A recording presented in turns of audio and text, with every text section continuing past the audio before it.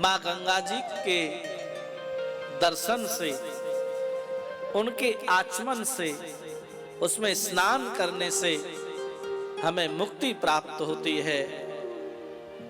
कहते हैं ना, गंगे तब दर्शनात् मुक्ति ही।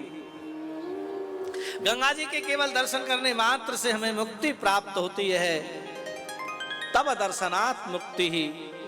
और भागवत के श्रवण करने से, भागवत की कथा में बैठने से हमें मुक्ति प्राप्त होती है।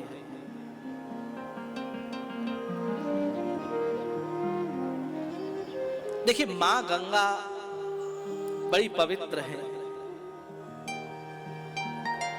और मां गंगा का जल हम कितने भी साल किसी भी बर्तन में हम बंद करके रख लें, कभी खराब नहीं होता। चमत्कार है ना। वैज्ञानिक लोग कहते हैं कि वहां जड़ी बूटियां बहुत हैं, लेकिन वस्तुतः हम लोग आध्यात्मिक लोग हैं, आध्यात्मिक दृष्टि से सोचते हैं।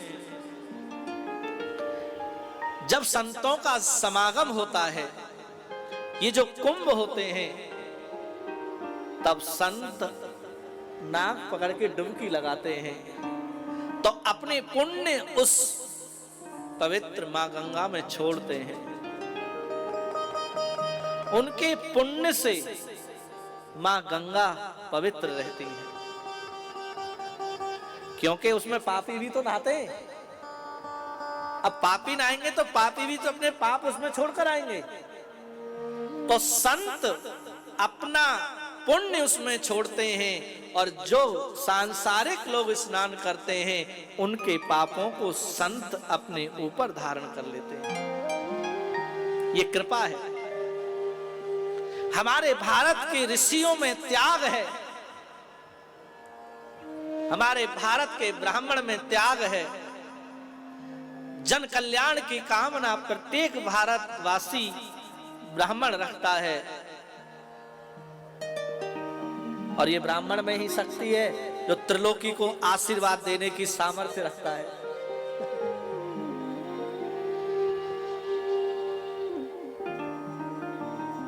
मां गंगा हमको ब्रह्मा विष्णु महेश भी बनाती है। जैसे हम लोग गए गंगा जी स्नान करने के लिए, अब गंगा जी में स्नान करेंगे तो पैरों से ही तो जाएंगे, तो जैसे ही प्रवेश किए पैर गीले हुए, मानो मां गंगा ने आपको विष्णु बना दिया। विष्णु पदी है, विष्णु के चरणों से निकली है। और जैसे ही आपने नाक पकड़ के डुबकी लगाई, उस समय मानो मां गंगा ने आपको शंकर बना दिया, शिव जी की जटा में पधारी है।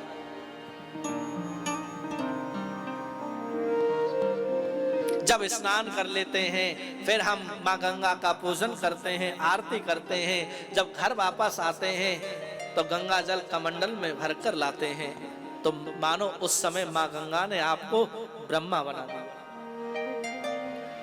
ये मां गंगा का चमत्कार है।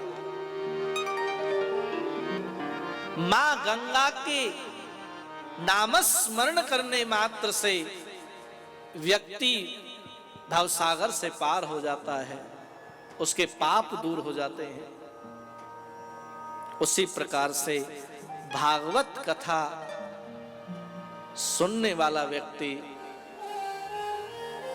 कहने वाले को पवित्र करती है ये कथा, पूछने वाले को पवित्र करती है यह कथा, प्रश्न और उत्तर देने वाले के जो संवाद है उसको जो श्रोता सुनते हैं, उन तीनों को यह कथा पवित्र करती है। इसलिए हम सब यहाँ भागवत में स्पष्ट लिखा है, हर ग्रंथ के आरंभ में यही लिखा है, एकेन मनसा, एकाग्र मन से आप कथा सुने। एक मन करके। हम लोग तो कथा में बैठ जाते हैं, लेकिन मन हमारा कहीं और भटकता रहता है।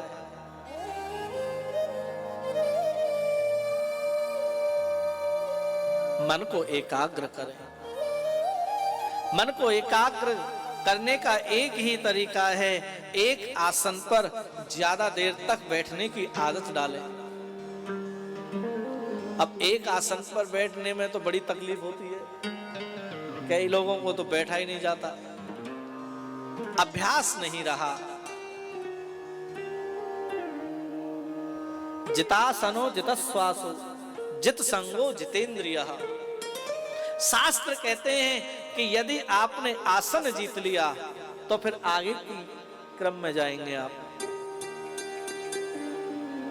और जिसने आसन नहीं जीता है वो कभी अपने मन को, इंद्रियों को संयमित नहीं रख सकता। इसलिए हम सबको एकाग्र मन से एक आसन पर बैठकर कथा श्रवण करनी चाहिए।